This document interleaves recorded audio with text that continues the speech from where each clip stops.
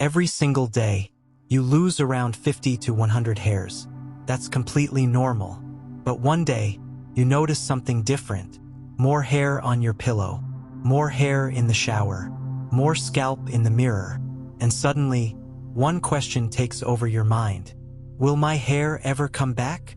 The answer depends on why you're losing it. Today, I'll show you what research says about slowing hair loss naturally, supporting healthy hair growth, and when it's time to see a doctor. Find the real cause. Here's the biggest mistake people make. They try random oils, expensive shampoos, and viral internet hacks without knowing what's causing their hair loss. Hair loss can happen because of genetics, stress, iron deficiency, low protein intake, thyroid disorders, certain medications, or hormonal changes. According to the American Academy of Dermatology, identifying the underlying cause is the first step toward effective treatment. Without the right diagnosis, even the best products may not help. Your hair needs nutrition. Hair is mostly made of protein. If your body doesn't get enough nutrients, hair growth may slow.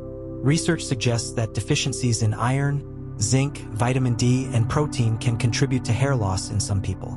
Focus on foods like eggs, fish, lean meat, beans, spinach, Greek yogurt, nuts, and seeds. Healthy hair starts from the inside. Sleep and stress matter more than you think. Did you know stress can push more hair follicles into the shedding phase? This condition is called telogen effluvium. The good news? It's often temporary when the trigger is addressed. Studies show that chronic stress can influence hair growth through hormonal and inflammatory pathways. Prioritize 7 to 9 hours of sleep, regular exercise, meditation, deep breathing, or simply taking daily walks. A healthier mind can support a healthier scalp. What actually helps? Let's separate facts from myths. There is no natural remedy proven to regrow hair for everyone. However, some approaches may support scalp and hair health. Gentle scalp massage may improve blood flow. Avoid tight hairstyles that pull on the hair. Minimize excessive heat and harsh chemical treatments. Eat a balanced diet.